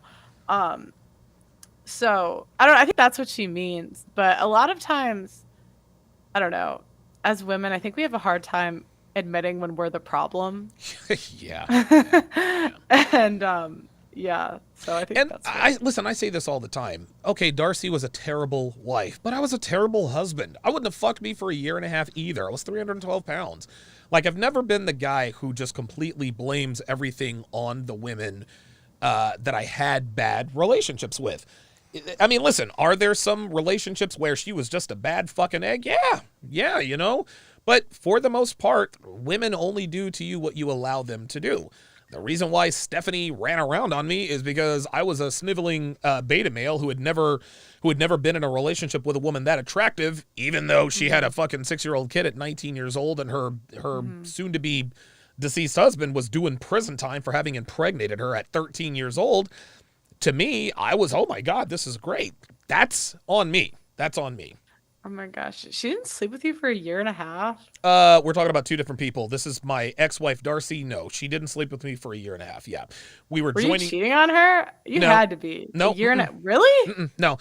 We were joining the Catholic Church, and she used that as an excuse not to have sex with me. It is what it is. What? Oh my gosh. Yeah. I mean, it is what it is, man. Listen, I was a fat ass. I was unmotivated. Like I said, I wouldn't have fucked me either.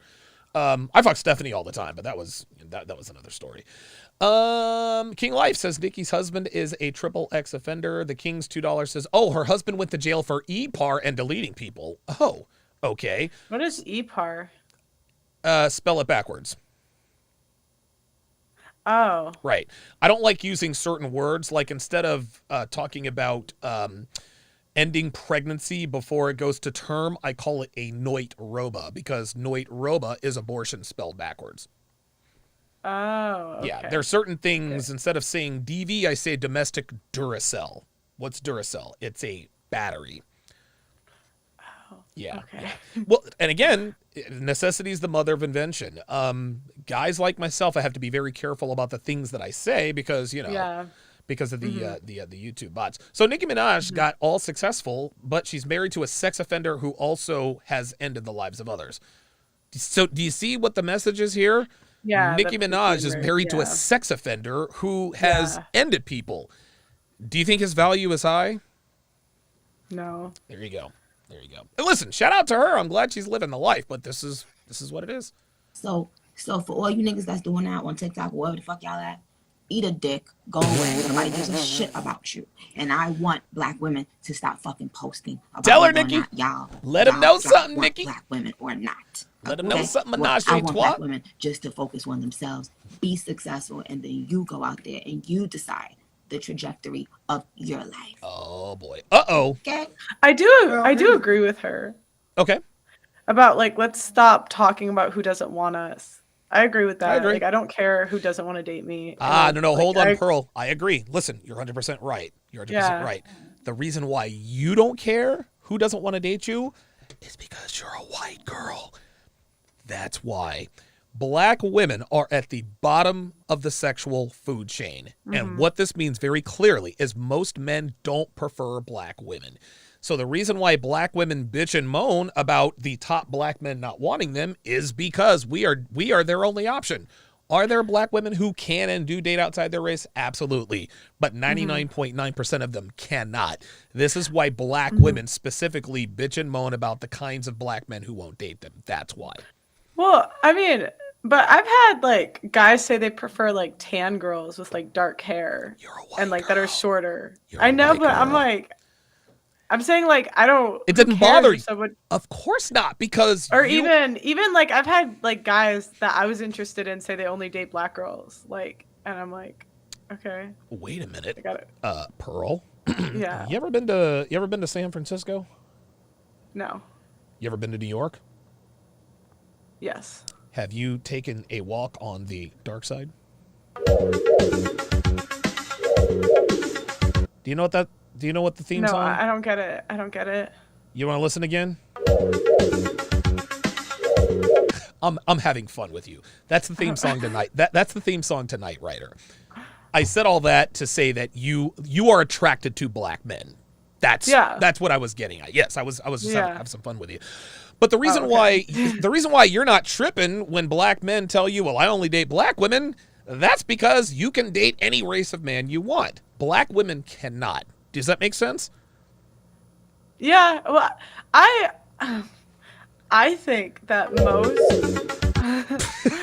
Stop. I'm not. I like white guys. I know you. Listen, I know you do. I know you do. Listen, I'm not making no accusations. I don't discriminate. Oh my God. Okay. I don't discriminate. What you guys have to understand is that Pearl you are 6 feet tall. I think a lot of guys don't realize that. There you go. Mm-hmm. Yeah. Forgot what I was gonna say. I was distracted. If it comes back, no, we were talking about the fact that you've had men tell you. Oh, no, because you said okay. I think most black girls, like I've met a lot of black girls that definitely could date white guys. Okay, like I think if they're like fit, feminine, friendly, like you're not gonna have a problem. To be honest, of any race.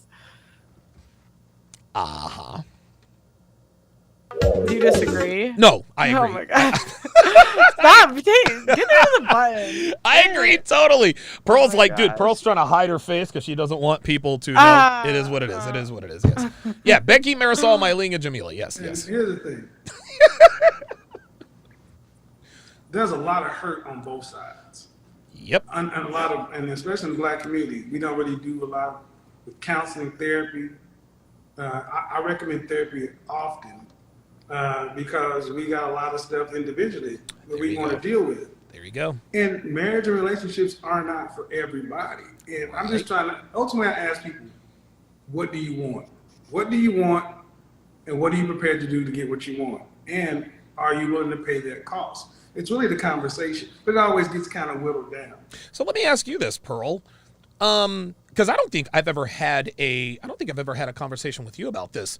What's your ideal guy? What kind of man are you looking for? Because I remember one time, I think it was our last episode, you're like, well, wait a minute. At a certain age, I'm going to come into some money. And so a man with a lot of resources is attractive, but that's not the most important thing. So let's just assume, all things considered, what kind of man is going to be able to take Hannah Pearl Davis off the market? Oh, gosh. Are you talking about, like, if I got, like, perfect, like every single thing I wanted? Well, or are we just talking about like tell me what your preferences are. Preference? Your attraction floor. There's attraction floor and then attraction there's floor. Okay, that's fine because I want him to be the same politics and religion as me. Oops, sorry. Oh my God. I'd hit you if I was there. My finger slipped. I'll stop, I promise. Go ahead. No. Okay, I want him to be taller than me. Of course. Which actually makes dating a lot harder because it does. Ideally, like 6'2" and higher, but 5'11" is good. Like I'm good with 5'11". And Pearl, I want you to understand. A lot of people say, "Oh my God, Pearl's just like the typical." No, Pearl is 6 feet tall. Pearl, and listen, I'm sure you could date shorter guys, but it just doesn't. You're just not going to be attracted to that. It doesn't. But if they're my height, like I'm good with that. Okay. All right. Because I'm 5'11" and a half, if we're gonna be exact. So if he's like, fraud! I thought you were 6 feet tall, 5'11" and a half. Oh my God, that's a crime. It's longer. Yeah, I don't. I just round up. I don't know. I'm an athlete. Now you're thinking like a guy. 5'11" and a half, 6 feet, whatever. So like 5'11", 5'10" and a half. Like that's fine. Okay. So taller than me, ideally. Same politics, same religion. Okay. Or I don't care if he's like super religious. I went to Catholic school and I'd like my kids to go to Catholic school. Okay. So he just has to be like cool with that and be like dragging them to church on Sundays. Okay. And then I always say it's not about the job, it's about his work ethic. Okay. I want a guy that like is passionate. I always say I would marry a coach if he was passionate about it. I do not care what he's passionate about. I think you can make money doing a lot of things, but I need like work ethic. I work very hard at the things I do. Good. And I want someone that's like working towards something and driven. Okay. And like in shape. Like not in shape, but like working out. You know, has some sort of like workout routine. Yeah, but not a fat ass. Yeah, but like he doesn't have to be like, you know, like perfect, you know. But yeah, I'd say that's like my floor. But that's like I'd say my floor. Does that make sense? Yeah, that makes perfect sense. That makes. Is that delusional? No, that's. I mean, well, it depends. The reason I asked that is that Kevin just asked Nikki, "Hey, are you willing to work for that?" So now let me ask you this question: That guy, I don't want to say your ideal guy, but the guy at your attraction floor. At this point in time, do you think guys at your attraction floor want women like you? Yes or no? No. Why not? Because I just got out of a relationship, so I think I should wait a little bit. Okay. All right. Yeah. You just kept it all the way real. King Live, $2 says, Pearl, say the blacker the berry, the sweeter the juice. Oh boy. I'm not gonna say that. There we go. Oh wait, hold on. Let's get racial. I call Brother Myron the Sambo from Sudan. Shout out to Malik Zulu Shabazz. Sheldon Ross, $5 says, yo, the Knight Rider sound of... hold on. He said, I'm loving the Knight Rider sound effect. Yes, sir. You know it. Oh boy, yeah, that's gonna be that's gonna be a hit. Black Lemur 2009 says we need to get her an NBA player. Yeah. Technological Chaos says she is super tall. Yeah. Like you are really, really, really tall. I'm actually looking forward to meeting you in person because I'd be like, wow, because there was one model that I hired. She was actually 6 feet tall. I was like, wow, you're really tall. How tall are you? 6 feet. I was like, whoa, okay. I'm short for my position, actually. Like the girls tend to be like 6'2". I'm short because I'm trying to go pro next year, and that's like a problem because I'm too short. Wait, hold on. Yeah. Hold on. Yeah. Hold on. So you're trying to go pro, and one of the challenges is that you're too short? Yes, I'm too short for my position. Wow. Yeah. Okay, very good. Well. The guy texted me back. All right, what happened? I said, hey, I'm in Chicago. Are you busy tonight? Because I was trying to get him to like respond first. Mm-hmm. Yes, but I have an 8 a.m. flight tomorrow, so I'm going to be early. What do you want me to say? Oh, say I'm horny. Let's get drinks tonight. This is gonna be funny. In the end, you can let him off the hook. Me like, listen, this is just. I'm gonna tell him later. But yes, of course. He is. I'm horny. Let's get drinks tonight. Go ahead, hit send. Do it. I sent it. Do it. She did. Now this is funny. Now this is one of the guys that you were like, I don't think he's gonna believe me, to be honest. Your smile betrays your words, young Pearl. No, it doesn't. This is embarrassing. Like. Wait, is he now? The guy is he a white guy or is he? He's white. Okay. He might actually turn you down, because if he was a dude, if he was a nigga, he'd be like, let's do it. Let's continue. But at the end of the day, what we are seeing is, especially if you're under 30, it's harder for guys to date under 30 than it was from 50 years ago. Of course. Because you can't take care of a family on out of high school or just coming out. So they're at the bottom. Ooh. And I just had men's week, and I told guys, look, while you're under 30, work on getting yourself together, because like it or not, you're really not in a position like you should be to be able to work with, lead, do anything like that. Let me ask you this. I tell guys in my community, in my groups, before you even think about having a long-term relationship of consequence with a woman, I implement the 35 and 35 rule. You must be at least 35 years old and have smashed at least 35 women. What are your thoughts? Oh, God, I would not recommend that. Of course not. You're a woman.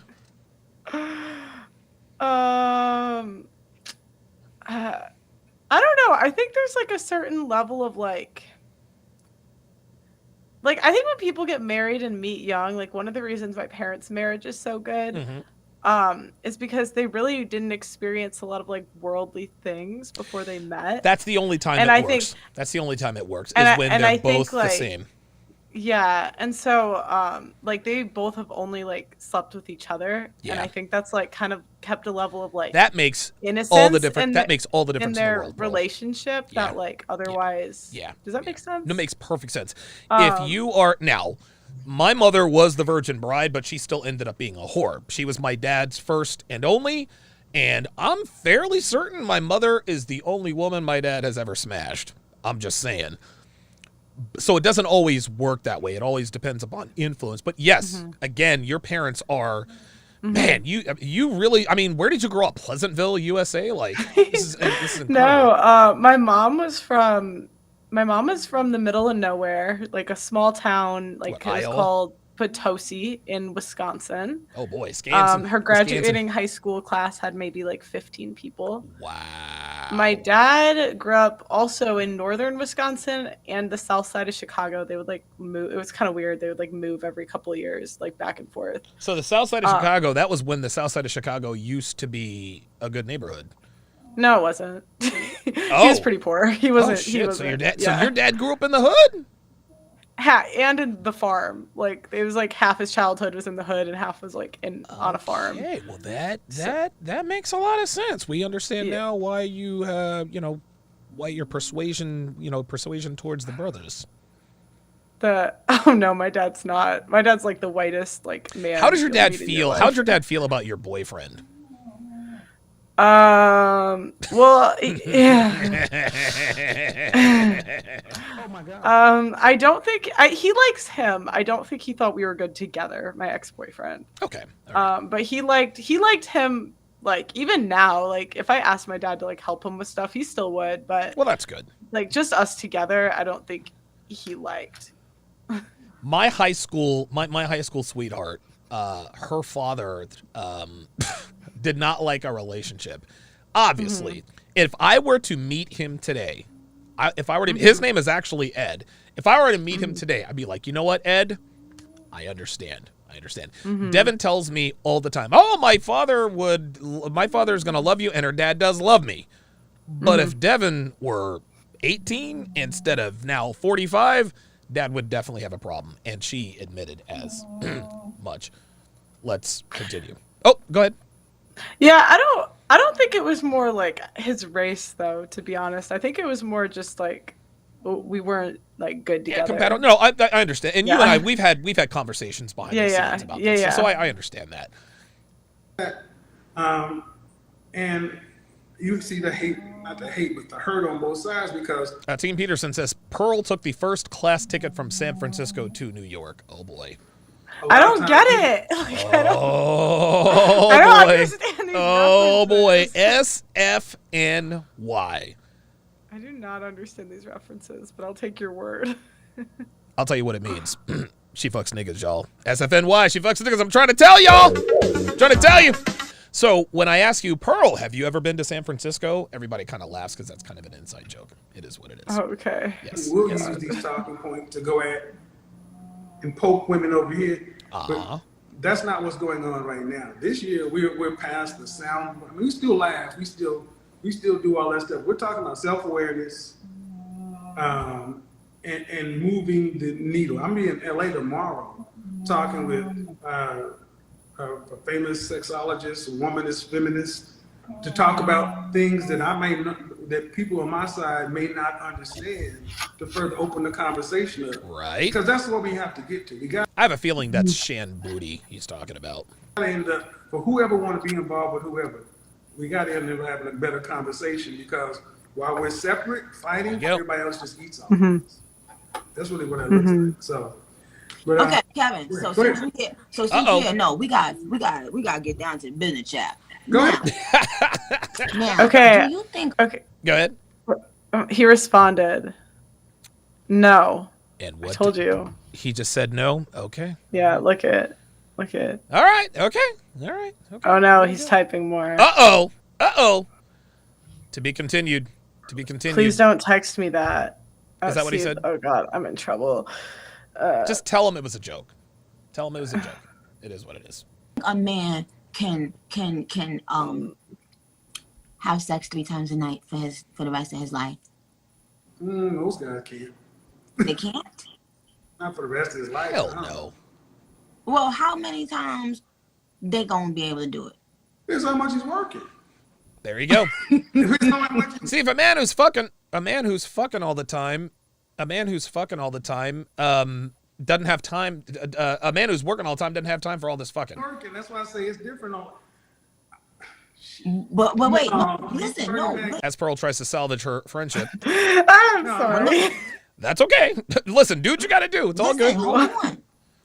How many times should I don't know what this a man expect to have sex? Okay, so I think this is devolving into some off-topic stuff. So Pearl, give me your closing thoughts on this conversation between Minaj and Samuels. I thought it was great. I actually really enjoyed them together, to be honest. Yeah. I think it's really important that we still have conversations with people we disagree with. Yeah. And even if we have different values from them, because I think it brings a level of understanding to both sides. So I really enjoyed it. I thought it was great. Yeah, I thought this was a good conversation too. I mean, I've only watched the first 12 minutes. I've watched as much as we just did here. But I think Kevin, he's doing the right thing, man. He's doing the smart thing, and he recognizes that as far as men-centric content like this, we need to involve women. This is why I'm partnering up with you and Allie and Tallulah, because it's time to bring women into the conversation. That's the only way. Not only is this the best way to expand our brands and our reach and our influence, this is how we can help more people.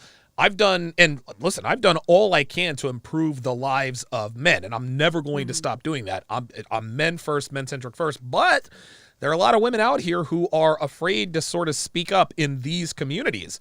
And when they see women like you on our female panel and these solo shows, I think this gives them a little bit more, makes them a little braver, so to speak. What do you think? Yeah, I think so too. I think you're going to reach, I think a lot of times women aren't even really aware of what they're doing wrong because there's no men that tell them. Right. So I think it's helpful to us because it also gives us a cheat code a little bit when we kind of understand men a little bit better and know what they want. Does that make sense? Yeah, it makes perfect sense. That makes perfect sense. Street Fighter 88 wants to know, does Pearl wear hoop earrings? No. Okay. I don't wear any earrings, actually. I'm lazy.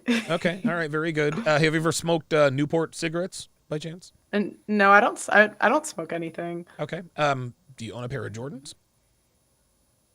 My last boyfriend bought me Jordans, so yes. Okay. All right. Why, is there some meaning behind those? Yep.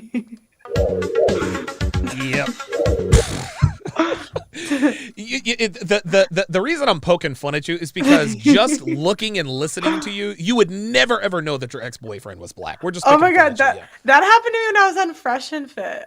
Because Really? it was kind of funny because I mentioned I was mentioning my my like it's a long story, but like he was gonna come on the show for a second, and so when I was mentioning it to Fresh, it was actually really funny. I showed him, and like after the show, he's like, "Who is he?" Like, let me see his page, and I showed it to him, and he was like, he just like that, like that's happened before. Like people just like stare at me for like 5 minutes. Like, what you like hold up. The blacker the berry, the sweeter the like juice. That's you. You know what I'm saying? Yeah, I would never, ever, I would never have guessed it if you hadn't shown me. Yeah, well, I don't like. I always say like I like white guys too. It's not really a sure. No, it's just like my build. Like I think black guys like me, and I tend to like guys that like me. Ah, that makes sense. Of course. Yeah. Of course. Yeah. So you're telling me you get a lot of looks from brothers? Yeah, I think it's just like the way I'm built, to be honest. Really?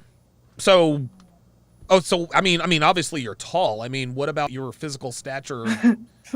I think like this is just my experience, but I think white guys prefer like the skinnier girls, and white and black guys prefer like the curve. Like I have big thighs. I played volleyball my whole life, and like a bigger butt. Like I'm really bottom. Like I don't know. That's where I like. I don't know. No. I got you. I read you loud and clear. So you're what they call thick. Yeah, I guess. I don't like that because that term is. Girls always say that like when they're actually just fat. Yes. But I'm actually like in shape. No, so. you're like. I mean, I haven't seen a full body picture of you, but you don't appear to be fat. But yes, you are the. I guess you kind of are the. Yeah, I guess you would be. I mean, you've seen Devin's figure. Devin is. Oh yeah. Devin. She has a better figure than me. I'm not even gonna lie. Like, I'm like, girl, I gotta work out with you sometime. Yeah, man. Yeah, Dev, she's built like a black woman. Real talk. Like, dude, she's built like, dude, she has the perfect hourglass shape, strong, muscular, shapely legs. Like, oh boy, yeah. She's got a nice body to be sure. JBlaze11 says, them thick white girls, you know it. Street Fighter 88 says she has a volleyball build.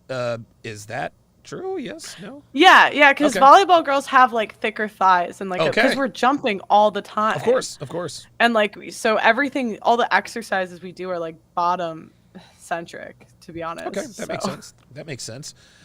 A couple more super chats and then we can close this out. JJ $5 says, great show. Knight Rider sound has us dying over here. I fucking love that. That's crazy. Good Mother $5 says, this reminds me of what Cynthia G does. I'm not a fan of the game being this reminds me of what Cynthia G does. I'm not a fan of the game being played here. So I guess Good Mother is, I guess she's a black woman who does not like the fact that I am admitting to liking white girls. Good Mother, I appreciate the super chat, but not my problem. Not my problem. I don't really give a shit what you think. I don't care. I think what Good Mother has to understand is that I've been through this my whole life. Like I've been through this my whole life. Good Mother. Cynthia G encourages black women to swirl. I guess she's saying that I am encouraging black men to date outside their race. Am I? Mm-hmm. Yep. Yeah, I am.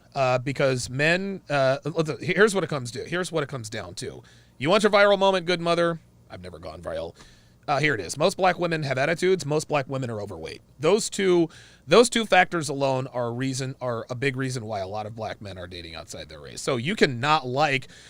If you don't like what I do, if you're not a fan of the game being played here, I'm not playing games. I'm just telling men, hey man, go after the women you want. Just because your mama black, just because your sister is black, just because you're black does not how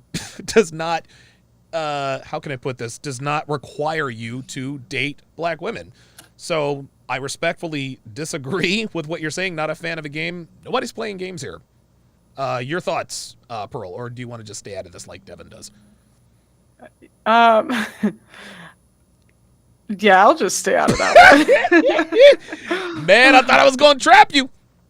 I thought I was gonna trap you. Let's see. Definite G says da booty. Yeah. King Life says she got baby makers. I don't know what that is. Geeky Anomaly says yeah. Oh, by the way, Pearl and I, Pearl was noticing the picture I had on the wall. So this is a picture set that I have of Dev. She decided to get dressed up and to make me dinner. And yeah, you guys can see. The bottom left picture, like she looks so skinny. I'm like, girl. Yeah, she looks good. She's got a nice dude. She has a nice ass. She has her legs. Truthfully, man, Devin's got some of the sexiest legs I've ever seen. I mean, her legs are unbelievable. I mean, I pay her personal trainer $2,400 a month to make sure she stays that way. All right. Any final thoughts before we call this thing off? No, this was a fun show today. Yeah, it was. It was a lot of fun. We learned a lot. My advice to you, Pearl, get your ears pierced. Put in a pair, because you're attractive, like you're conventionally attractive. And you don't need makeup. Just get your ears pierced, get a couple of studs in there, maybe put on some eye makeup, and I think brothers will start looking a little bit more in your direction. Stop. Look, don't be ashamed. Listen, ain't nothing wrong with brothers looking in your direction. I'm just trying to tell you, hey, if you want to increase your pool of potential suitors, those are a couple of things that I would do. I will when I'm ready to date again. Now I'm like, I gotta get your mind right. Gotta get your mind right. Yeah. Yeah. This is a lot of fun. I like Rise of Pearl. That is going to do it for this edition of Pick Me with Pearl. In less than 2 hours. In an hour. Oh, wait a minute. Shout out to JJ. Says, welcome to chat privileges. If you would, at JJ to welcome him to the TSR family. In an hour and a half, elite level game with Coach Everett Overton. We are going to talk about how to deal with women with red flags. We're going to open up the phone lines. You are not going to miss this, good mother. I would encourage you to call in. I would love to hear what you have to say about this. Thank you guys all for tuning in. And, pardon me, good God. And we will see you next time.